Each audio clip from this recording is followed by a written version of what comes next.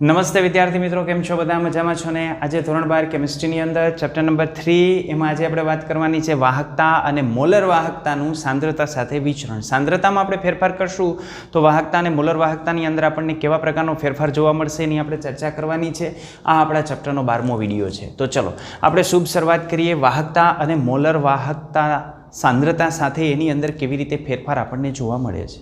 તો આપણે જાણીએ છીએ કે અહીં જે આપણે વાહકતાની વાત કરીએ છીએ એ વાહકતાની અંદર જુદા જુદા પ્રકારની વાહકતા આપણે લઈએ છીએ. આ જે જુદા જુદા પ્રકારની વાહકતા લઈએ છીએ એ વાહકતાની અંદર આપણે વાહકતા G કે જેને આપણે દર્શાવીએ છીએ 1/r વડે. વિશિષ્ટ વાહકતાને આપણે દર્શાવીએ છીએ કપા વડે. એ થાય કપા = 1/ρ. મોલર વાહકતા જેને આપણે દર્શાવીએ છીએ λm વડે. તુલ્ય વાહકતા કે જેને આપણે દર્શાવીએ છીએ λe વડે. તો આ જુદા જુદા પ્રકારની વાહકતા છે. જનરલી આપણે કોઈ પણ જગ્યાએ વાહકતા શબ્દ વાપરીએ છીએ એ કોના માટે વાપરતા હોઈએ છીએ? વિશિષ્ટ વાહકતા માટે આપણે વાપરતા હોઈએ છીએ. તો અહીં આ ટોપિકની અંદર વિશિષ્ટ વાહકતા છે, મોલર વાહકતા છે, એની અંદર સાંદ્રતામાં ફેરફાર કરીએ તો આ વાહકતાની અંદર કેવા ફેરફાર આપણને જોવા મળે એની ચર્ચા આપણે કરવાની છે. તો જનરલી કોઈ પણ વિદ્યુત વિભાજ્ય પદાર્થ આપણે લઈએ તો વિદ્યુત વિભાજ્ય પદાર્થની અંદર જે વિદ્યુતનું વહન થતું હોય એ ઉત્પન્ન થતા આયનોની સંખ્યાને આધારે થતું હોય. અને તમે જાણો છો કે જો આપણે વિદ્યુત વિભાજ્યના દ્રાવણની અંદર પાણી ઉમેરી અને એનું મંદન કરીએ, યાની કે એની સાંદ્રતામાં આપણે ફેરફાર કરીએ તો આ સાંદ્રતામાં ફેરફાર કરવાથી એમાં રહેલા આયનોની સંખ્યામાં ફેરફાર થાય. અને જો આયનોની સંખ્યામાં ફેરફાર થાય તો વિદ્યુતનું વહન કરવાની ક્ષમતામાં પણ ફેરફાર થશે. એટલે મોટાભાગના વિદ્યુત વિભાજ્યની જે વાહકતા છે એ વાહકતાનો આધાર એની સાંદ્રતા ઉપર રહેલો હોય. તો જો વિદ્યુત વિભાજ્ય પદાર્થની સાંદ્રતામાં આપણે ફેરફાર કરશું તો આ સાંદ્રતાના ફેરફાર સાથે એની જે વાહકતા યાની એની વિશિષ્ટ વાહકતા અને એની જે મોલર વાહકતા છે એ બંનેની અંદર પણ બદલાવ આપણને જોવા મળશે. સામાન્ય રીતે જો નિર્બળ અથવા પ્રબળ બે પ્રકારના વિદ્યુત વિભાજ્ય હોય. હવે જો આપણો વિદ્યુત વિભાજ્ય પદાર્થ નિર્બળ હોય તો એનો મતલબ શું થાય? તો નિર્બળ વિદ્યુત વિભાજ્ય પદાર્થ એટલે એવા પ્રકારના પદાર્થ કે જેનું જલીય દ્રાવણની અંદર આયનીકરણ અલ્પ પ્રમાણમાં થતું હોય.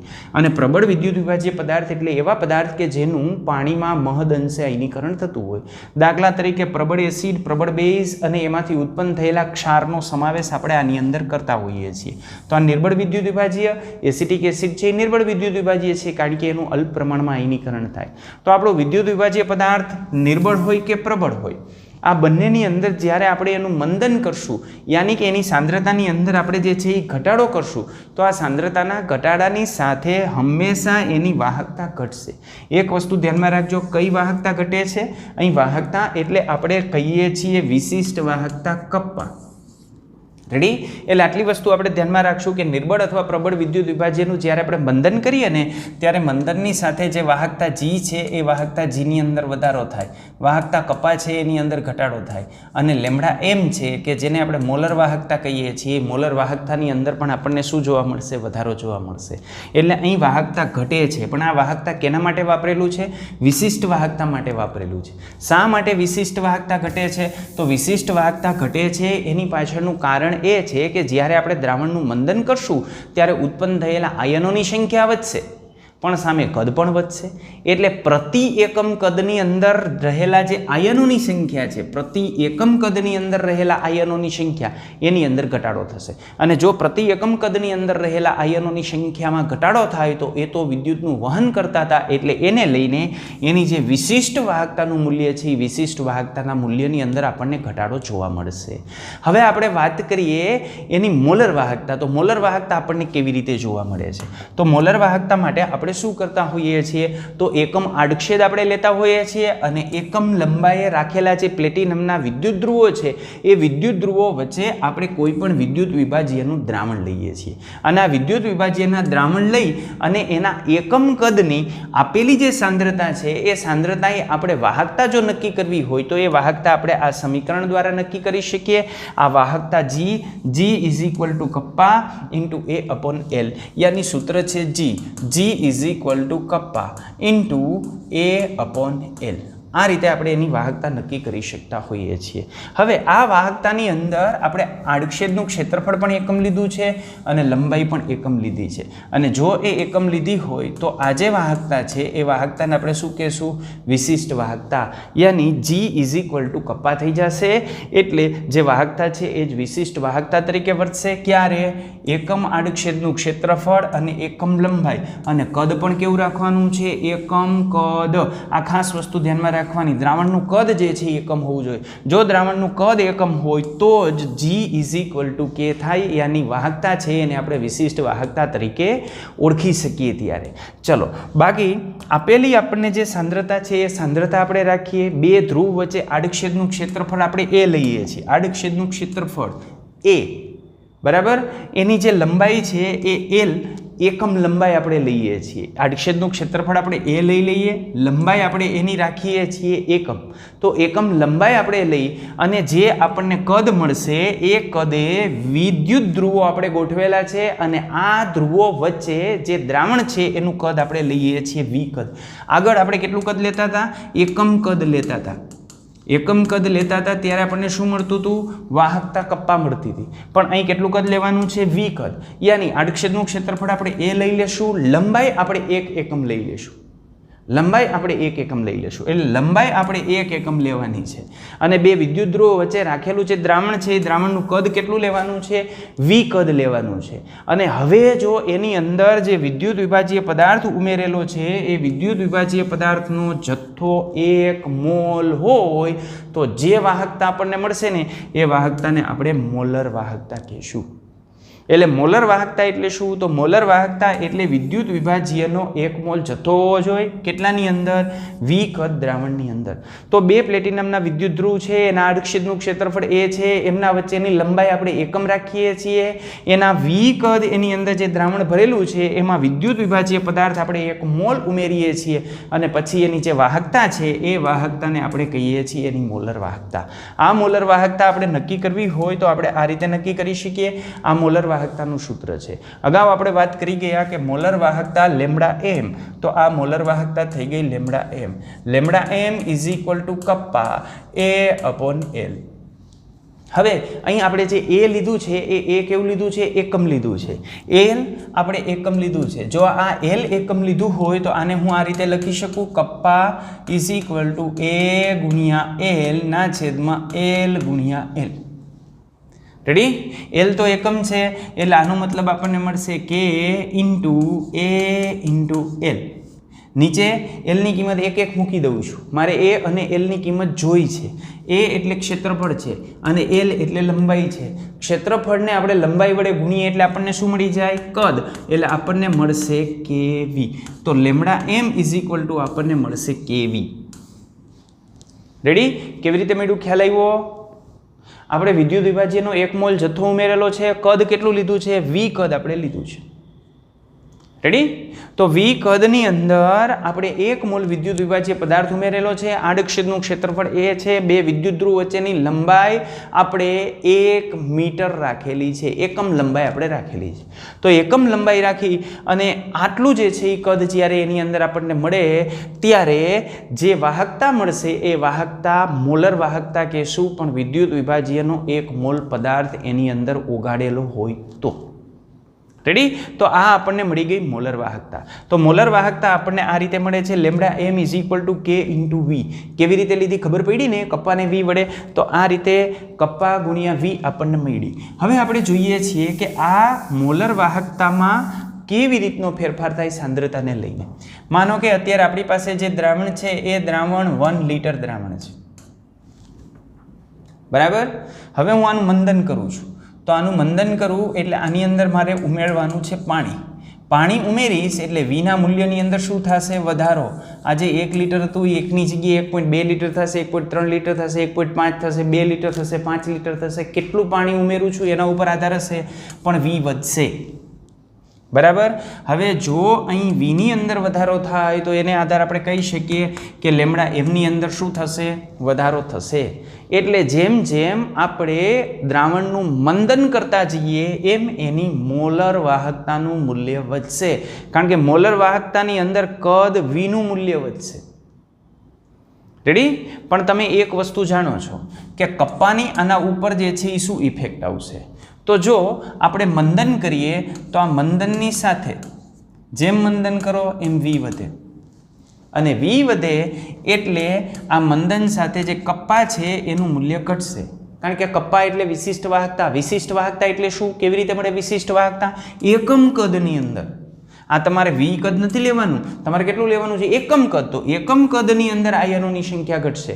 એકમ કદની અંદર આયનોની સંખ્યા ઘટે એટલે વિશિષ્ટ વાહકતાનું મૂલ્ય ઘટશે. તો અહીં થાય છે શું? તો આપણે મંદન કરીએ ને એટલે વી છે એના મૂલ્યની અંદર વધારો થશે, પણ આ જે કપ્પા છે કે જેને આપણે વિશિષ્ટ વાહકતા કહીએ છીએ એના મૂલ્યની અંદર ઘટાડો થશે.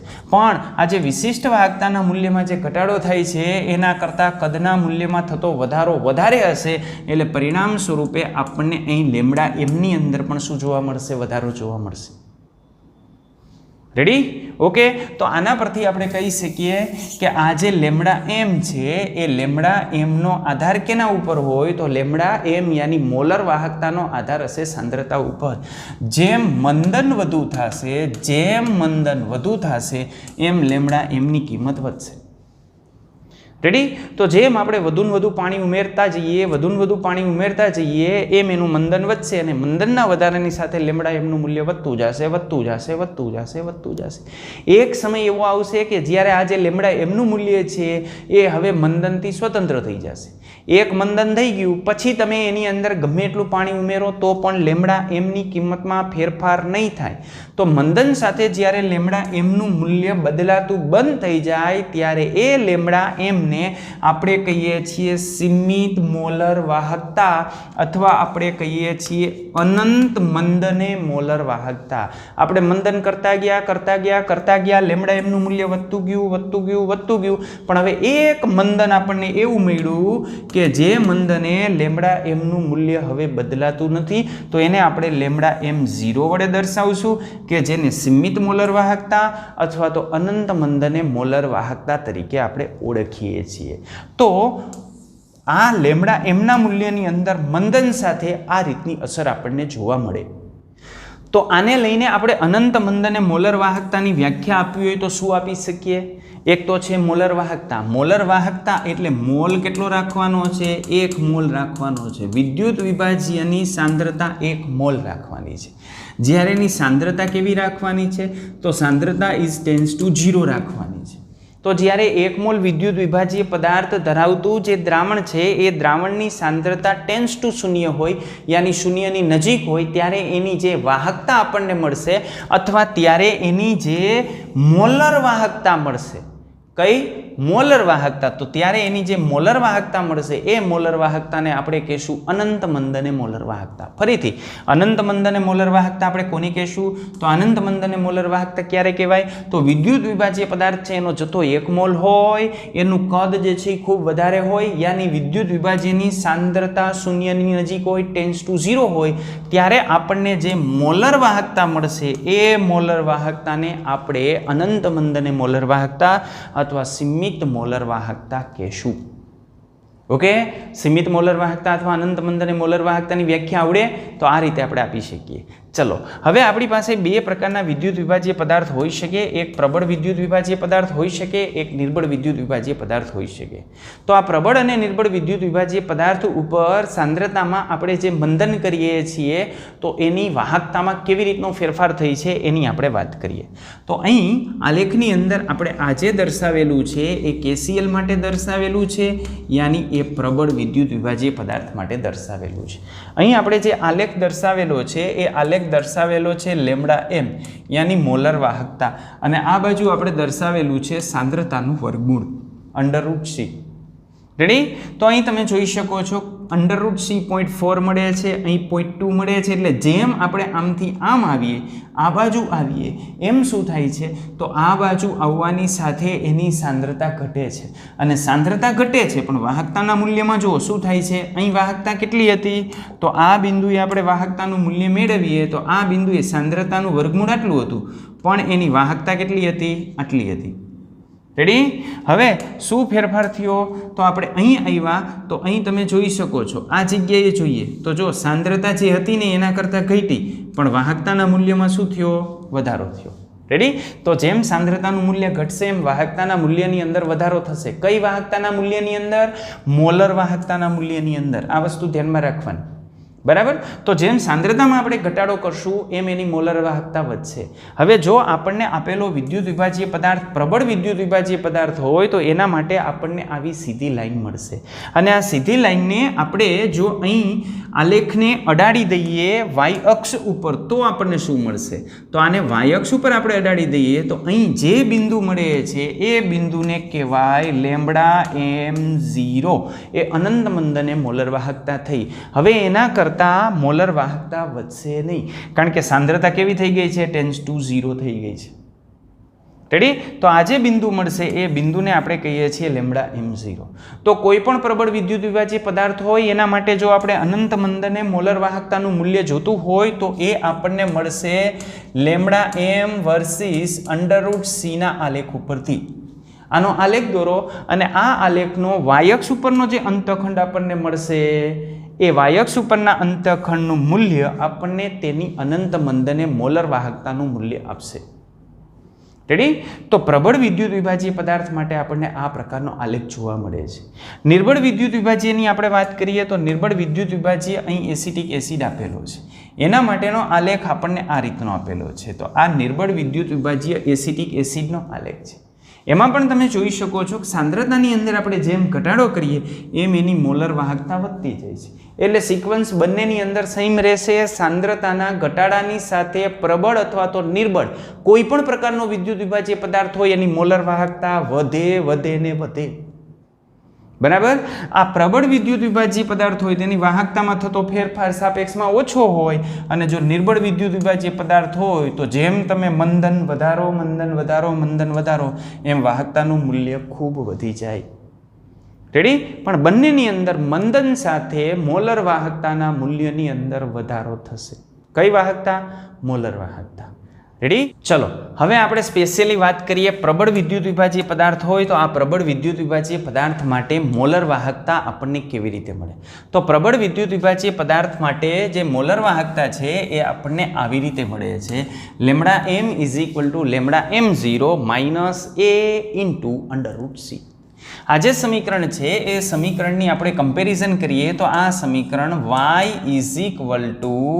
mx પ્લસ c ના જેવું સમીકરણ છે કે જેમાં આપણે આની અંદર શું કરતા હોય? y વર્સિસ x નો આલેખ દોરતા હોઈએ છીએ. તો આની અંદર આપણે શું કરશું? λm વર્સિસ √c નો આપણે આલેખ દોરશું. કેનો? λm વર્સિસ √c નો આલેખ દોરશું. રેડી? તો આની અંદર y અક્ષ ઉપરનો અંતખંડ કેટલો મળતો હોય? c. તો આમાં y અક્ષ ઉપરનો અંતખંડ આપણને કેટલો મળશે? λm0. અને આની અંદર ઢાળનું મૂલ્ય કેટલું મળશે? m. જ્યારે આની અંદર ઢાળનું મૂલ્ય કેટલું મળશે? -a. યાની આપણને આલેખ કેવી રીતનો મળશે? તો આનો જે આલેખ છે એ પ્રબળ વિદ્યુત વિભાજીય માટે આપણને આમ મળે. આ છે λm અને આ છે √c. પ્રબળ વિદ્યુત વિભાજીય પદાર્થ માટે આપણે જઈએ એટલે આલેખ આપણને આમ મળશે. રેડી? ઓકે. હવે આ જે આલેખ છે એમાં y અક્ષ ઉપરના અંતખંડનું મૂલ્ય આપણે મેળવી લઈએ તો આ જે મૂલ્ય મળે છે એ મૂલ્ય હશે λm0 અને અહીંથી જે ઢાળ મળશે એનું મૂલ્ય હશે -a. આ -a શું છે? તો અહીં જે a છે એને આપણે અચળાંક કહીએ છીએ અને એ અચળાંકનો આધાર આપણે જે વિદ્યુત વિભાજીય પદાર્થ લઈએ છીએ ને એ વિદ્યુત વિભાજીય પદાર્થની જે ટાઈપ છે એના ઉપર રહેલો હોય. તો આપણે આલેખ કેનો દોરવાનો છે? λm વર્સિસ √c નો. આ પ્રકારનો આલેખ આપણને જોવા મળશે. રેડી? ચાલો તો આપણે આલેખ દોરશું. λm વર્સિસ √c નો આપણે આલેખ દોરશું અને આ આલેખ આપણને એક સીધી રેખા મળશે અને આ જે સીધી રેખા મળે છે એમાં એનું મૂલ્ય આપણને કેવી રીતે મળે? તો આનું એનું મૂલ્ય આપણને મળશે એના ઢાળ ઉપરથી.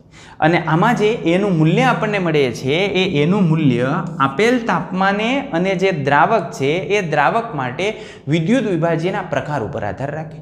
જો વિદ્યુત વિભાજીયના પ્રકાર તમે એક સમાન રાખો તો એનું મૂલ્ય એના માટે એક સમાન મળે. દાખલા તરીકે તમે લીધો છે NaCl, તમે લીધો છે KCl, તમે લીધો છે સીઝિયમ બ્રોમાઇડ તમે લીધો છે KBr. તો આ બધા એક ટાઈપના વિદ્યુત વિભાજ્ય પદાર્થ છે કે જેમાં એક ધનાયન છે એક ઋણાયન છે. આમાં ધનાયનનો ચાર્જ +1 છે, ઋણાયનનો ચાર્જ -1 છે. યાની આવા પ્રકારના જે સોલ્ટ છે એને 1:1 પ્રકારના જે છે એ સોલ્ટ કહેવાય. આ બધા પ્રકારના જે ક્ષાર છે એના માટે એની કિંમત એક સમાન જોવા મળશે. પણ NaCl માટે આપણને જે કિંમત જોવા મળશે એના કરતાં આ જે MgCl2 છે એના માટે આ એની કિંમત બદલાઈ ગઈ હશે, કારણ કે ક્ષારની જે ટાઈપ છે એ ટાઈપ બદલાઈ ગઈ છે. ટાઈપ કેવી રીતે ખબર પડશે? તો આ જે વિદ્યુત વિભાજ્ય પદાર્થ છે એને જ્યારે આપણે પાણીની અંદર નાખશું ત્યારે વિયોજિત થશે કે માં ધનાયન અને ઋણાયન, અને કેટલા ધનાયન અને ઋણાયન ઉત્પન્ન થાય છે એના ઉપર એ આધાર રાખશે. યાની કે એનો જે વીજભાર છે એ વીજભાર ઉપર આધાર રાખશે. આને આધારે આપણે જો કેવું હોય તો આમ કહી શકીએ, અહીં NaCl, CaCl2 અને MgSO4 આપણે લીધા છે. આ NaCl 1:1 ટાઈપનું, આ CaCl કેલ્શિયમ +2 હશે, Cl -1 હશે, 2:1 પ્રકારનો, અને આ જે MgSO4 છે એ MgSO4 એક +2 હશે અને એક -2 હશે, એટલે કે 2:2 પ્રકારનો ક્ષાર આપણને જોવા મળે છે. તો આ જે વિદ્યુત વિભાજ્યના જે પ્રકાર છે એ પ્રકારને આધારે આપણને એનું મૂલ્ય મળશે. બરાબર. કોઈ એક જ પ્રકારના જો આપણે વિદ્યુત વિભાજ્ય લઈએ, દાખલા તરીકે MX પ્રકારના હું લઈ લઉં, આગળ લીધા તેવી રીતે NaCl છે, KCl છે, KBr છે, NaBr છે, તો એક જ પ્રકારના જો આપણે લઈ લઈએ તો એના માટે એનું મૂલ્ય આપણને કેવું મળશે? સરખું મળશે. રેડી? ઓકે, સમજાણી આટલી બાબત?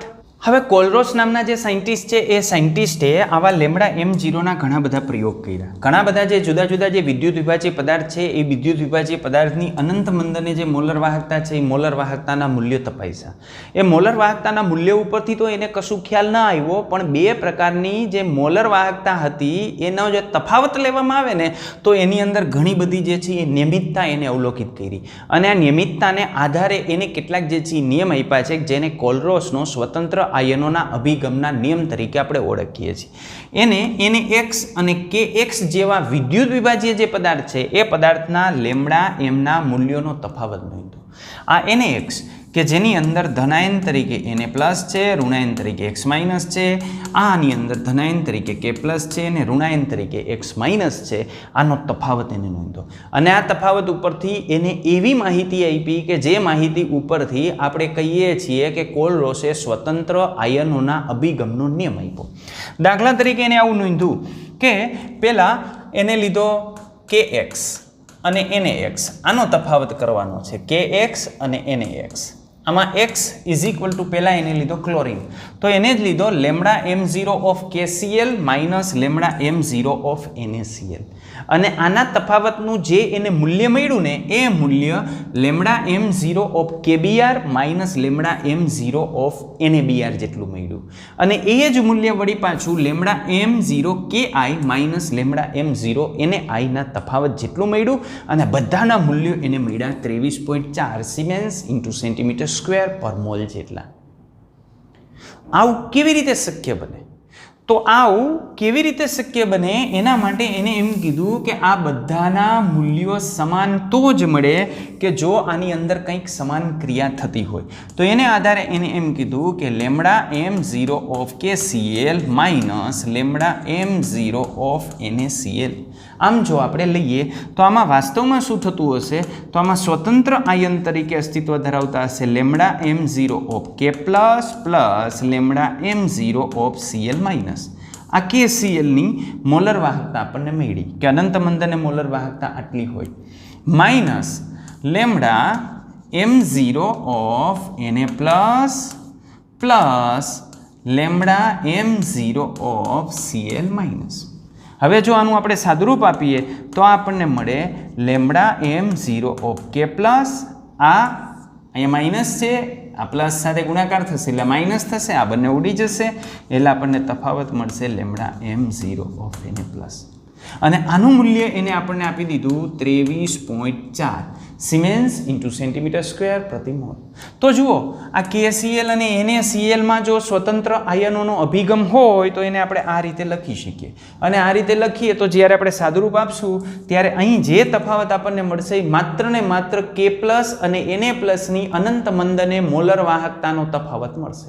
તો સેમ વે આની અંદર Br- અને Br- નો જે તફાવત છે એ તો નીકળી જશે, એટલે ફાઇનલી ત્યાં પણ આપણને જે તફાવત મળશે એ કયો મળશે? λm0 of K+ minus λm0 of Na+ નો. સેમ વે અહીં જે I- છે I- નો કેન્સલ થઈ જશે, એટલે અહીં જે 23.4 છે એ આપણને શું મળતું હશે? તો K+ ની અનંત મંદને મોલર વાહકતા અને Na+ ની અનંત મંદને મોલર વાહકતાનો તફાવત મળતો હશે. તો આવી રીતે આ જે કોલરોસ છે એ કોલરોસે એવું કીધું કે આની અંદર રહેલા આયનો કેવો અભિગમ દર્શાવતા હશે? સ્વતંત્ર અભિગમ દર્શાવતા હશે, કે જેને આપણે કોલરોસના સ્વતંત્ર આયનોના અભિગમ તરીકે ઓળખીએ છીએ. એટલે એને શું કહેવાનું થયું? તો એનો કહેવાનો મતલબ આમ હતો કે λm0 of KCl આનું મૂલ્ય કેટલું મળે? તો આમાં સ્વતંત્ર આયન કેટલા છે? K+ ની અનંત મંદને મોલર વાહકતા પ્લસ ઋણાયન કેવો છે? Cl-. તો આમાં રહેલા આયનો અનંત મંદને કેવી રીતનો સ્વભાવ ધરાવતા હોય? સ્વતંત્ર અભિગમ ધરાવતા હોય. રેડી? તો જ આ શક્ય બને કે આ 3 આપણને જે તફાવત જોવા મળ્યા ને એ સમાન જોવા મળ્યા. હવે એને બીજો જે પ્રયોગ કર્યો ને એ બીજો પ્રયોગ આનો કર્યો. હવે ધનાયન સરખો રાખ્યો. જો ધનાયન Na+, અહીં NaBr લીધું, અહીં NaCl લીધું, બરાબર. તો આમના વચ્ચેનો જે તફાવત મળે છે એટલો જ તફાવત KBr અને KCl વચ્ચે મળે છે, કારણ કે આમાં ધનાયન સમાન છે, Na+ ને Na+ સમાન છે, આમાં K+ ને K+ સમાન હશે. એ એટલો જ તફાવત જે છે એ બીજું કોઈ પણ તમે ધનાયન લઈ લો ત્યારે મળશે. તો આ કેસની અંદર જે તફાવત એને મળે છે એ આટલો મળ્યો 1.8 સિમેન્સ ઇન્ટુ સેન્ટીમીટર સ્ક્વેર પ્રતિ મોલ. તો આના પરથી કહી શકીએ કે આ જે વાસ્તવમાં આપણને મૂલ્ય મળે છે એ મૂલ્ય શેનું મળતું હશે?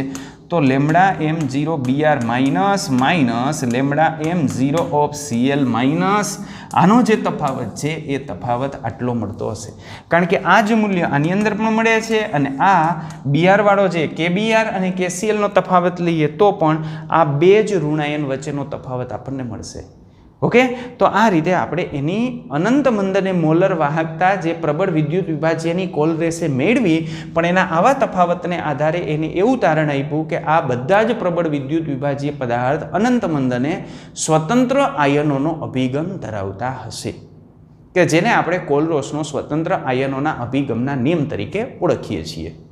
તો આ કોલરોસના સ્વતંત્ર આયનના જે અભિગમનો નિયમ છે એનું આપણે વ્યવસ્થિત સ્પષ્ટીકરણ કરવું હોય તો આપણે આ રીતે કરી શકીએ કે આ જે કોલરોસે નિયમ આપ્યો એ નિયમ આપણે વ્યાખ્યાયિત કેવી રીતે કરી શકીએ? તો આપણે એવું કહી શકીએ કે વિદ્યુત વિભાજ્ય પદાર્થ જે છે, વિદ્યુત વિભાજ્ય પદાર્થ એની સીમિત મોલર વાહકતા એટલે અનંત મોલર વાહકતા એની અનંત મોલર વાહકતાએ આ જે વિદ્યુત વિભાજ્ય છે એ ધનાયન અને ઋણાયનના વ્યક્તિગત ફાળાના સરવાળા જેટલો. એટલે કોઈ પણ વિદ્યુત વિભાજ્ય પદાર્થ આપણે લઈએ તો એ વિદ્યુત વિભાજ્ય પદાર્થની સીમિત મોલર વાહકતાએ આપણને જે એનું મૂલ્ય મળે છે એ મૂલ્ય એના વ્યક્તિગત ફાળાના સરવાળા જેટલું હોય.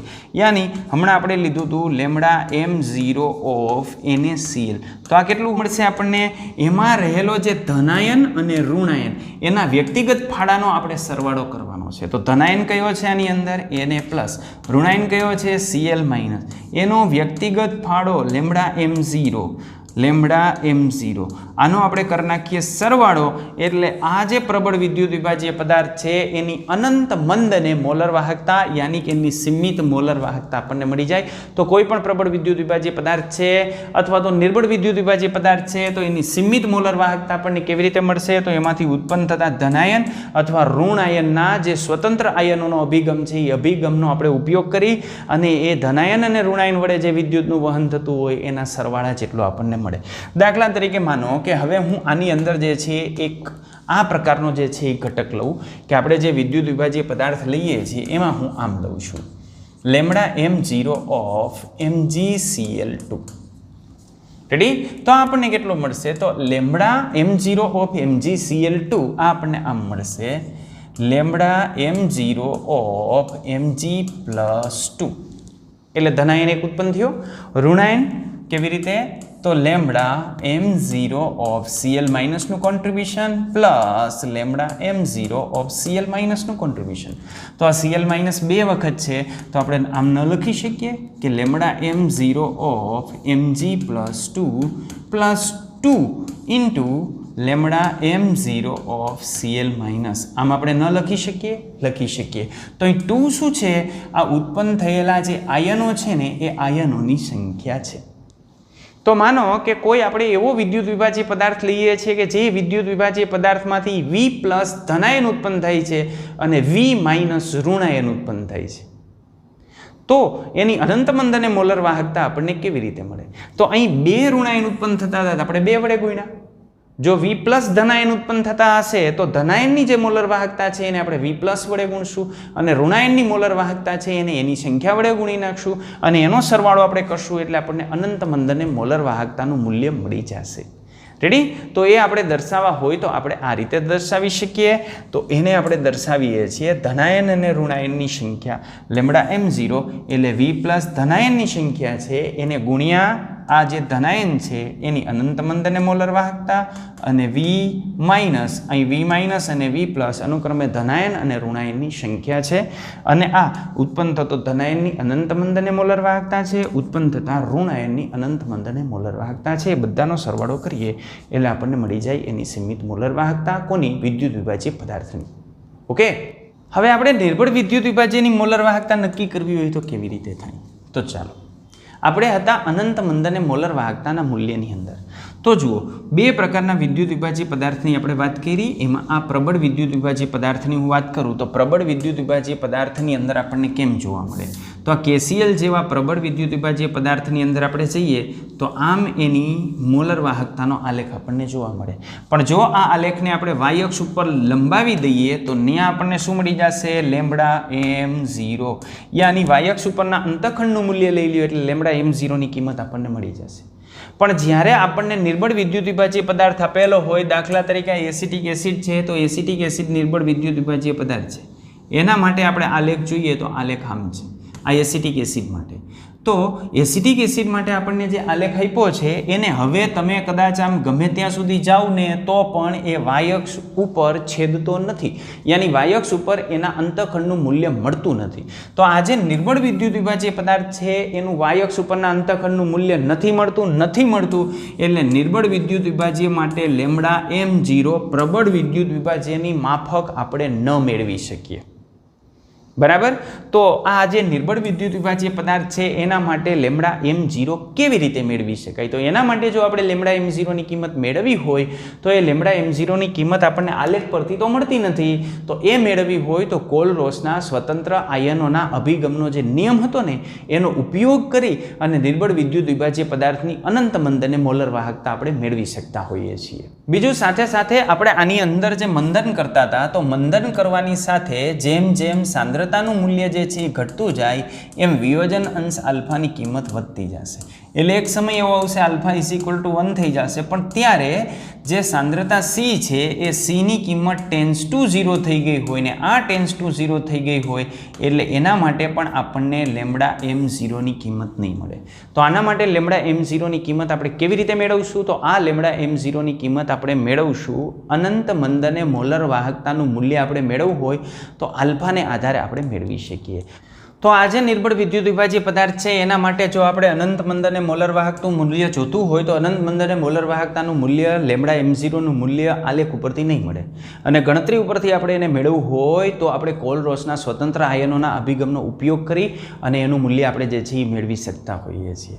કોઈ પણ સાંદ્રતા આપણે જે છે એ C લઈ લઈએ અને જો ત્યારે એના વિયોજન અંશની કિંમત આલ્ફા હોય અને C સાંદ્રતાએ જે મોલર વાહકતાની કિંમત આપણને લેમ્બડા m મળતી હોય ને અનંત મંદ અને મોલર વાહકતા છે એની કિંમત આપણને લેમ્બડા m0 મળતી હોય તો આના પરથી આપણે આલ્ફા લખી શકીએ. આલ્ફા = આપણને મળશે લેમ્બડા m ના છેદમાં લેમ્બડા m0. આ આપણને આપશે આલ્ફાની કિંમત. તો આલ્ફાની કિંમત આપણને આ રીતે મળશે. તો આપણે જે આલ્ફાની કિંમત જોઈએ છીએ તો આલ્ફા = થઈ જશે આ રીતે વિયોજન અંશ આલ્ફા = લેમ્બડા m ના છેદમાં લેમ્બડા m0. આ થઈ ગયું ઇક્વેશન નંબર 1. વિયોજન અંશ અને જે સાંદ્રતા છે મંદને અનંત મંદ અને મોલર વાહકતા છે એમના વચ્ચે સંબંધ દર્શાવતું સમીકરણ છે. હવે જો આપણે એસિટિક એસિડ જેવા નિર્બળ વિદ્યુત વિભાજીય પદાર્થ લઈએ તો એ નિર્બળ વિદ્યુત વિભાજીય પદાર્થ માટે આપણને K ની કિંમત આપણને આ રીતે મળશે. આ છે આલ્ફાની કિંમત. આલ્ફા ઇઝ ઇક્વલ ટુ આપણને શું મળ્યું? લેમ્ડા એમ ના છેદમાં લેમ્ડા M0. હવે K ની કિંમત એસિટિક એસિડ માટે આગળ આપણે ધોરણની અંદર ભણી ગયા, ચેપ્ટર નંબર 7 સંતુલનની અંદર આપણે ભણી ગયા. એસિટિક એસિડ માટે આપણે K ની કિંમત જોતી હોય તો આ જે K છે એ K ની કિંમત આપણને આ રીતે મળશે. Ka यानी एनो आयनीकरण अचळांक is equal to C alpha square ना छेदमां 1 माइनस अल्फा. आ रीते आपणे एनो आयनीकरण अचळांक मळे. तो K is equal to C alpha square ना छेदमां 1 माइनस अल्फा. आ एवा एसिड माटे लागू पड़े के जे एसिडमांथी एक धनायन अने एक ऋणायन उत्पन्न थतो हशे अने ए निर्बळ विद्युत विभाजीय तरीके वर्ततो हशे.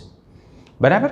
तो एना माटे आपणे मळशे K is equal to C alpha square ना छेदमां 1 माइनस अल्फा. હવે આલ્ફાની કિંમત આપણી પાસે છે તો આલ્ફાની કિંમત આપણે મૂકી દઈએ એટલે અહીં આપણને મળે છે C આલ્ફા સ્ક્વેર એટલે લેમ્ડા એમ નો સ્ક્વેર થશે અને આ લેમ્ડા M0 ને હું લઈ લઉં છું છેદમાં લેમ્ડા M0 નો સ્ક્વેર અને અહીં આપણે મૂકી દઈએ છીએ 1 માઇનસ આલ્ફા. આલ્ફા એટલે લેમ્ડા એમ ના છેદમાં લેમ્ડા M0. રેડી. હવે આપણે અહીંયા લસા લઈ લઈએ. અહીંયા લસા લેશું એટલે આ છે C લેમ્ડા M સ્ક્વેર ના છેદમાં અહીં આપણને આપેલો છે લેમ્ડા M0 નો સ્ક્વેર અને અહીં લસા લેશું એટલે આપણને મળશે lambda M0 minus lambda M ના છેદમાં લેમ્ડા M0. તો અહીંયા લેમ્ડા M0 છે, અહીંયા લેમ્ડા M0 નો સ્ક્વેર છે એટલે એક આપણે ઉડાડી નાખીએ તો આ લેમ્ડા M0 જે છે એ કેન્સલ થઈ જશે એટલે આ થઈ ગયો લેમ્ડા M0 ગયો અને અહીંથી જે છે આ સ્ક્વેર હતો એ ગયો. તો આપણને Ka ઇઝ ઇક્વલ ટુ આ રીતે આપણને મળશે. તો આ થઈ ગયું કે આનો જે વિયોજન અચળાંક આપણે આયનીકરણ અચળાંક K કહીએ છીએ K અનંત મંદ અને મોલર વાહકતા એની મોલર વાહકતા અને સાંદ્રતા C વચ્ચે સંબંધ દર્શાવતું સમીકરણ. કોલરોસના સમીકરણનો આપણે કેવી રીતે ઉપયોગ કરી શકીએ છીએ તો હવે આપણે એની વાત કરીએ. કોલરોસના નિયમનો ઉપયોગ. તો ચાલો કોલરોસના અનુપ્રયોગની આપણે વાત કરીએ. તો આપણે જાણીએ છીએ કોલરોસે સ્વતંત્ર આયનોનો અભિગમ આપ્યો હતો અને આ આયનોના અભિગમનો ઉપયોગ કરી અને આપણે કોઈ પણ જે નિર્બળ વિદ્યુત વિભાજીય પદાર્થ છે એના માટે એની અનંત મંદ અને મોલર વાહકતાનું મૂલ્ય મેળવી શકીએ. કેવી રીતે મેળવી શકીએ તો એના માટે આપણે શું કરવાનું છે તો એના માટે આપણે કરવાનું છે પ્રબળ વિદ્યુત વિભાજીય પદાર્થ એને અનુરૂપ આપણે લેવાના છે. દાખલા તરીકે માનો કે આપણે જોઈ છે lambda M of acetic acid CH3COOH. Ready. તો આ કેટલો મળે આપણને તો આ આપણને મળશે આટલો lambda M0 of CH3COO minus plus lambda M0 of H plus. કોને આધારે? કોલરોસનો સ્વતંત્ર આયનોના અભિગમનો જે નિયમ છે એને આધારે. હવે મારે એવા પ્રબળ વિદ્યુત વિભાજીય પદાર્થ જોઈ છે કે જે પ્રબળ વિદ્યુત વિભાજીય પદાર્થમાં આ ઋણાયન હોય. તો આ ઋણાયન વાળો હું એક પ્રબળ વિદ્યુત વિભાજીય પદાર્થ લઉં છું. જોજો હું શું કરું છું, આ મેળવવા માટે મારે શું કરવું પડે તો આ મેળવવા માટે મારે કરવું પડશે કે આ ઋણાયન જેમાં હોય ને એવો હું એક પ્રબળ વિદ્યુત વિભાજીય પદાર્થ લઉં છું. એટલે હું લઉં છું લેમ્ડા એમ CH3COONA. આ પ્રબળ વિદ્યુત વિભાજીય થઈ ગયો સોડિયમ એસિટેટ. બરાબર. આની અનંત મંદ અને મોલર વાહકતા તો મને મળશે. બરાબર. એટલે આ ઋણાયન આવી ગયો. હવે આ ધનાયન હોય ને એવો હું એક પ્રબળ વિદ્યુત વિભાજીય પદાર્થ લઉં છું. તો એવો પ્રબળ વિદ્યુત વિભાજીય પદાર્થ હું પસંદ કરું છું HCl. તો એની અનંત મંદ અને મોલર વાહકતા લઈ લઉં.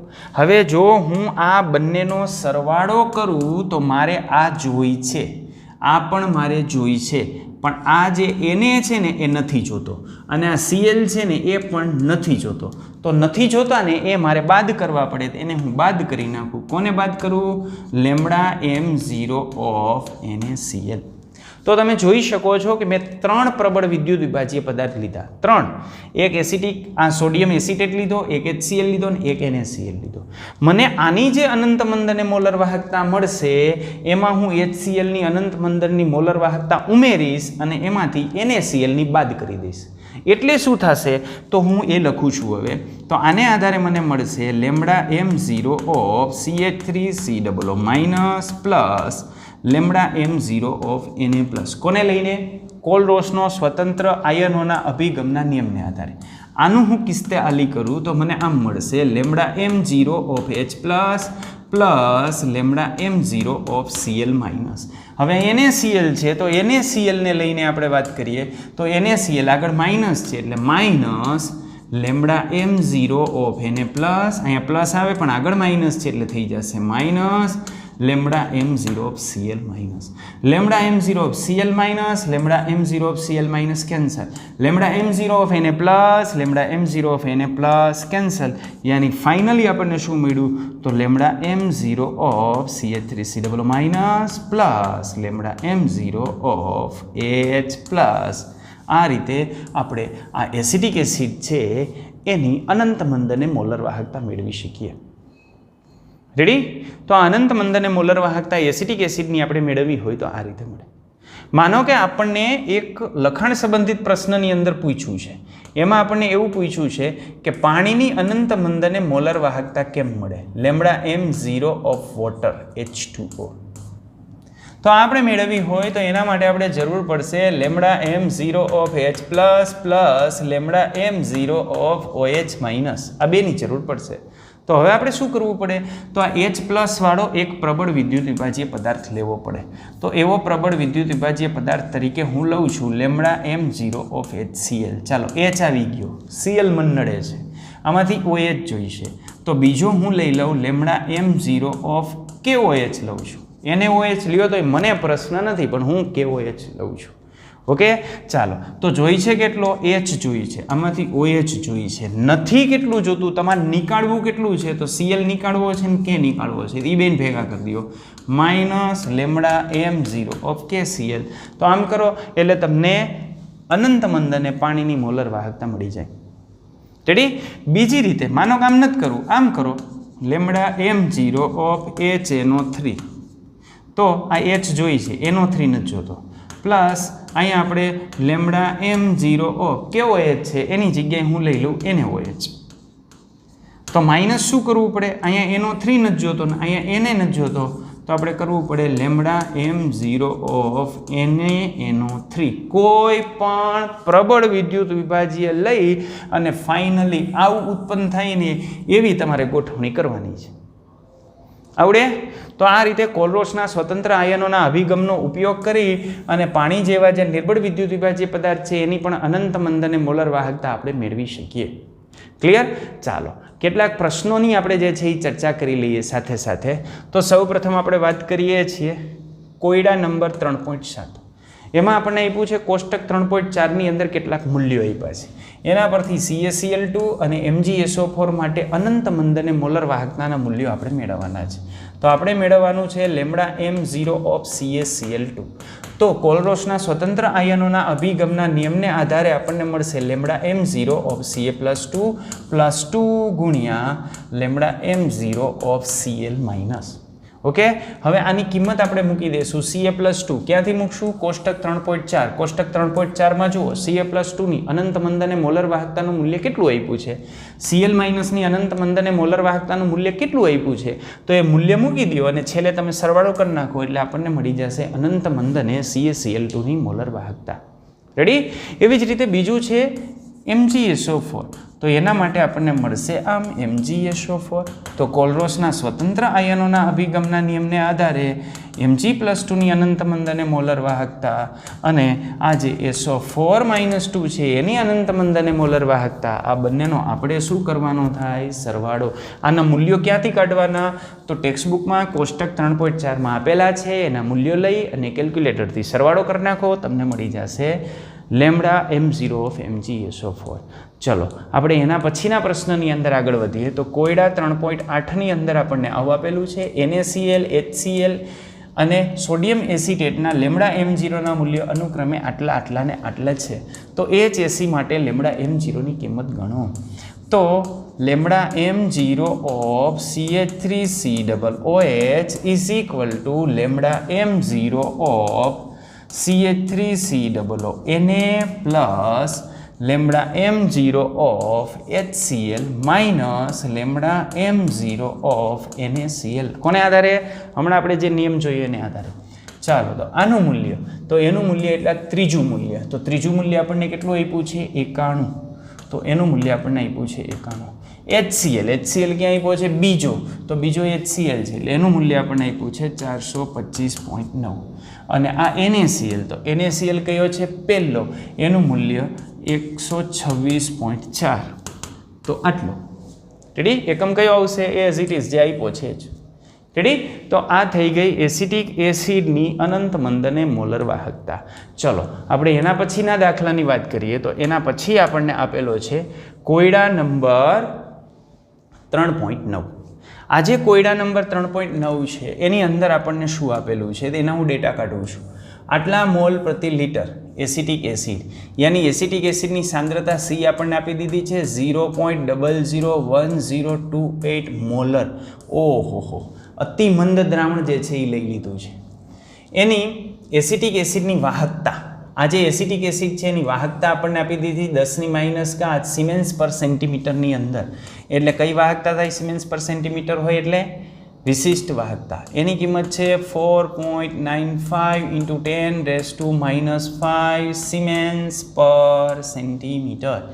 જો એસિટિક એસિડ માટે લેમડા m0 ની કિંમત, ચાલો આના માટે લેમડા m0 ની કિંમત આપણને આપી દીધી છે 390.5 સિમેન્સ પર સેન્ટીમીટર પર મોલ હોય તો વિયોજન અચળાંક ગણો, યાની આપણે Ka ગણવાનું છે. ઓકે, તો અહીં આપણને ગણવાનું કીધું છે Ka. આટલી વસ્તુ આપણને આપી દીધી છે. તો સૌ પ્રથમ આપણે Ka જોતો હોય તો Ka કેવી રીતે મળશે તો આપણે એની વાત કરી લઈએ. Ka જોતો હોય તો આ જે Ka છે એ Ka આપણને મળશે C⁴ α² આ રીતે આપણને મળશે. રેડી. તો આપણને મૂલ્ય મળ્યું Ka નું. ઓકે, તો Ka આપણને આ રીતે મળશે. હવે આલ્ફા કેવી રીતે મળશે? સી તો આપણને આપી દીધો છે. હવે આપણું ગાડું ક્યાં અટકું? તો આપણું ગાડું અટકું આલ્ફાએ. તો હવે મારે કિંમત જોઈ છે આલ્ફાની. તો આલ્ફા મને કેવી રીતે મળશે? તો આલ્ફા આપણે જોતો હોય તો આલ્ફા આપણને મળશે આ રીતે. સિમ્પલ સૂત્ર છે લેમડા m/લેમડા m0. આ આપણને આપશે આલ્ફા. તો લેમડા m0 તો આપણને રકમમાં આપેલું છે. તો હવે આપણને તકલીફ ક્યાં પડી? તો હવે આપણને તકલીફ પડી લેમડા m. તો લેમડા m આપણને કેમ મળે? તો સૌ પ્રથમ આપણે મેળવી લઈએ લેમડા m. તો આ લેમડા m ની કિંમત આપણને આમ મળશે lambda m = kappa × 1000 / c. Okay, કપ્પાની કિંમત આપણે કેટલી મૂકવાની છે? તો કપ્પાની કિંમત યાની વિશિષ્ટ વાહકતા આપણને આપી છે. કેટલી આપી છે? 4.95 × 10⁻⁵.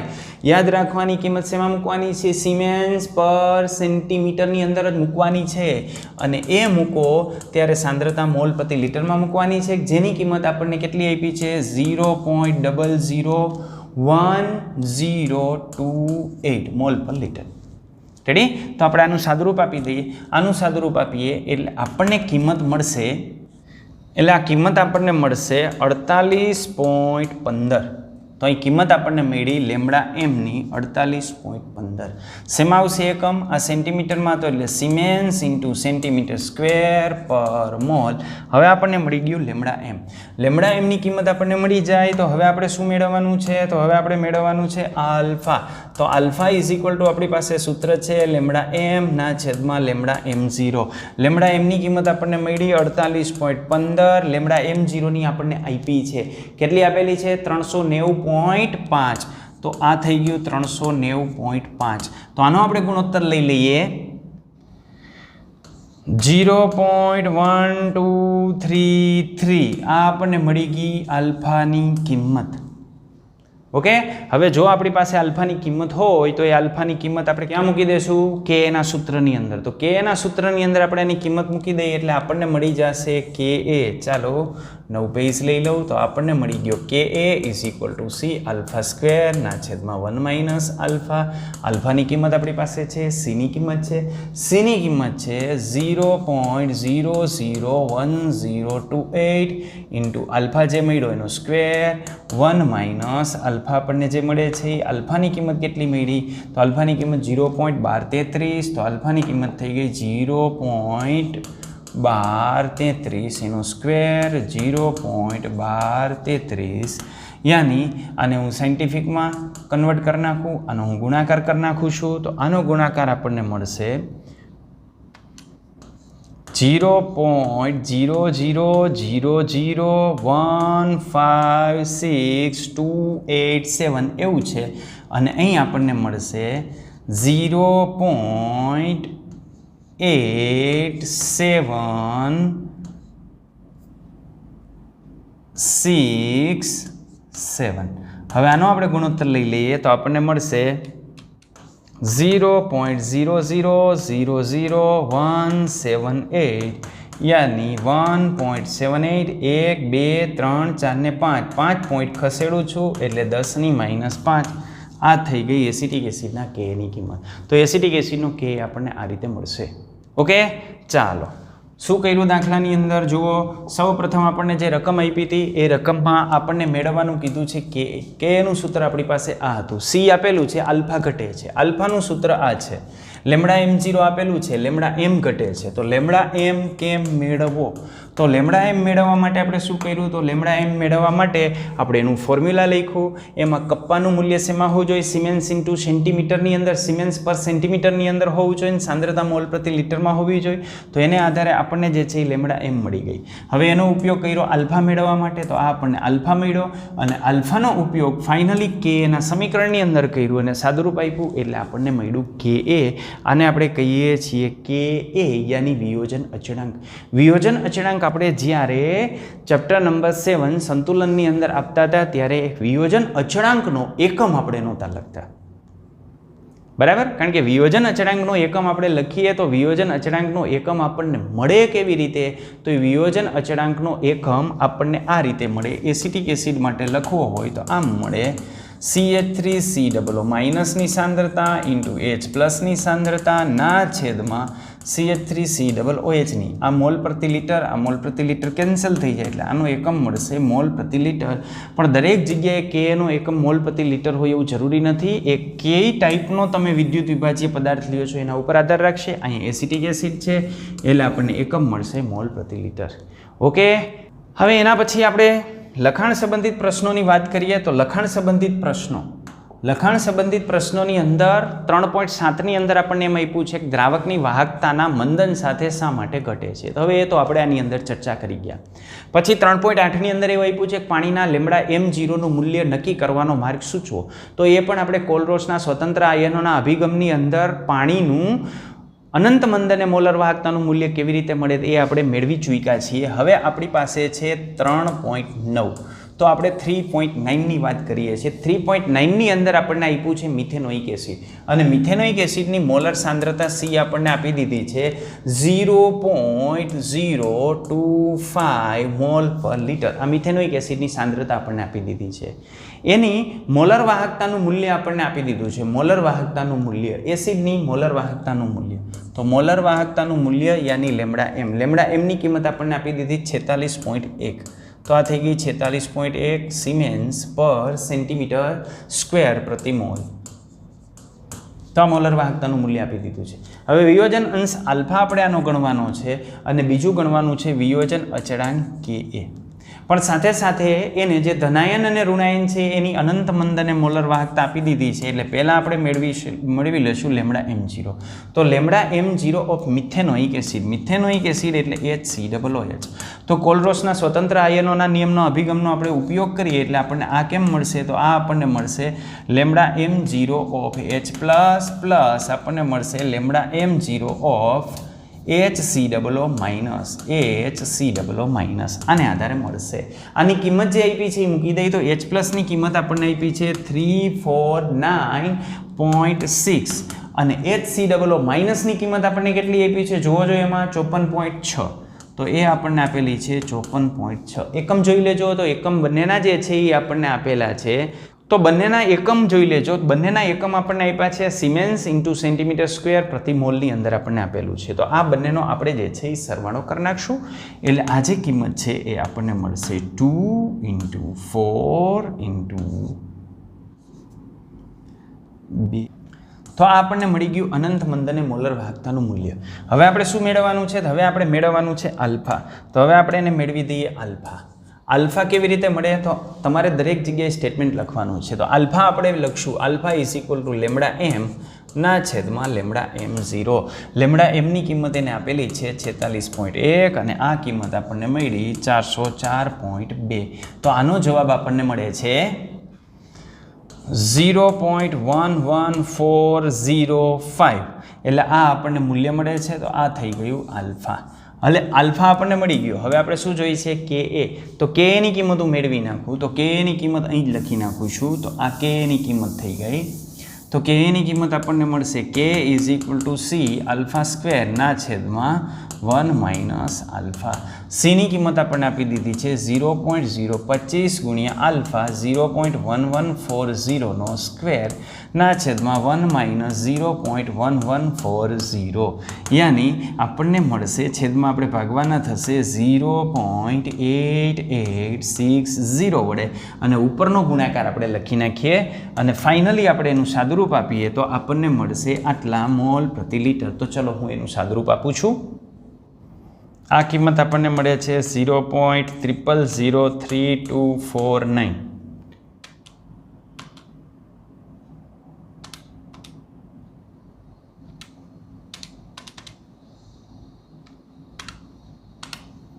અને આ કિંમત આપણને મળે છે 0.003667 અને સાયન્ટિફિકમાં કન્વર્ટ કરીએ એટલે 1 2 3 ને 4 એટલે આપણને મળશે 3.667 × 10⁻⁴. આ મળી ગયો મિથેનોઇક એસિડનો આયનીકરણ અચળાંક. રેડી? ઓકે. તો બસ આ વિડીયોની અંદર આટલું જ. હવે આપણે રાખીએ છીએ, વધુ જોશું આના પછીના વિડીયોની અંદર. ત્યાં સુધી બધાને ટાટા બાય બાય. આવજો.